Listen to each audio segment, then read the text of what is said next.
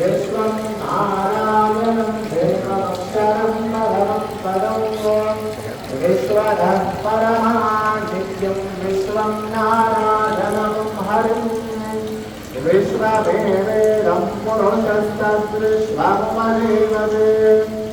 आदिं विश्वस्यात्मेश्वरं शयनं महाज्ञेयो विश्वात्मानं परायणं नारायण परो ज्योतिरात्मा नारायण परः नारायण परो ब्रह्मतत्त्वं नारायण परः नारायण